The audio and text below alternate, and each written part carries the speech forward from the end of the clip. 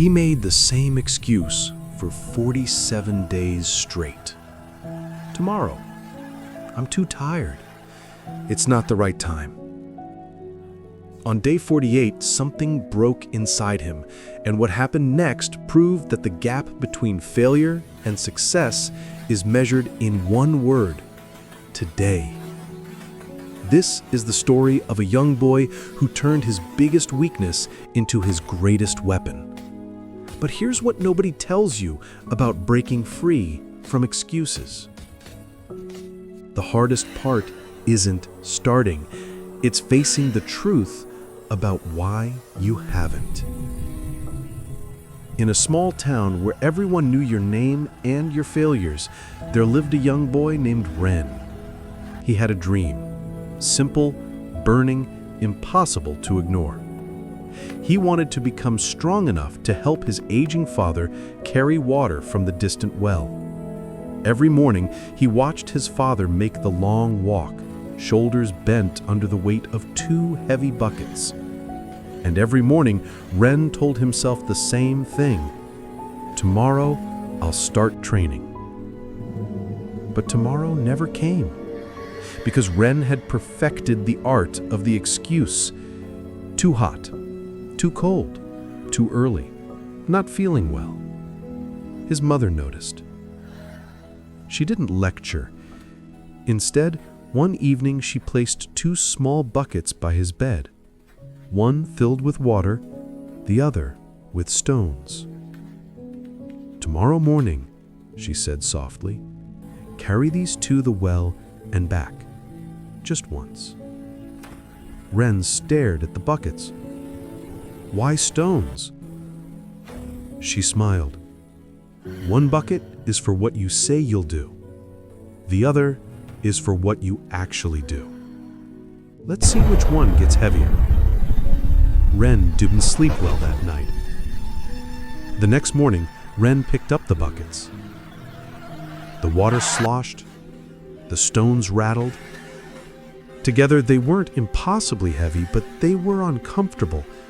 He made it 50 steps before his arms burned, 100 steps before his excuses started whispering. "This is stupid. What's the point? You can start tomorrow when you're more ready." At 120 steps, he set the buckets down. He looked back at his house, looked forward at the well, still distant, mocking. And he walked home, empty-handed. "Tomorrow," he muttered. His mother said nothing. But that night, she added one more stone to the second bucket. Day 2, he made it 115 steps. Day 5, 108 steps. Day 12, 95 steps. The excuse bucket was getting heavier, and Ren was getting weaker. But on day 17, something shifted. Ren's father came home with a limp. He'd slipped on the path, water spilled, journey wasted. Ren watched his mother help him inside, watched the pain his father tried to hide. That night, Ren couldn't stop staring at the 2 buckets. The water bucket, barely lighter than day 1. The stone bucket now overflowing. He touched the stones. Cold, hard, permanent. Each one a day he'd stolen from himself. Each one a choice to stay small. His hands trembled. What if I fail again tomorrow? And then a quieter voice, almost a whisper. What if tomorrow never comes? That night, Ren's grandfather, a man who rarely spoke, sat beside him. "You know what an excuse really is?" he asked. Ren shook his head. The old man picked up a stone. "It's a decision dressed up as a reason. You're not too tired, Ren. You're too scared. And that's okay. Fear is honest. But excuses?" He dropped the stone. "Excuses are lies we tell ourselves so we don't have to feel the fear. The moment you stop negotiating with yourself is the moment everything changes. Ren felt something crack open inside his chest.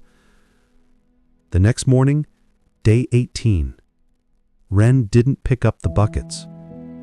He emptied the stone bucket, every single one. And he made himself a promise: no more counting days, only counting steps forward. Day 19, Ren reached the well for the first time, arms shaking, tears streaming, but he reached it. Day 27, he carried both buckets back without stopping. His father watched from the window, silent, proud. Day 35, Ren walked to the well, filled 4 buckets, and made 2 trips. When his father tried to help, Ren smiled and said, "Rest, Dad. I've got this." Each morning, his mother added a pebble to the water bucket, marking days of action, not excuses. By day 60, that bucket overflowed with proof. Then came the day that tested everything. Ren woke with a fever. Head pounding, body weak. The old excuse whispered, "You're sick. Rest. You've earned it." He looked at the buckets, and he realized this was the moment. Not the easy days. This one.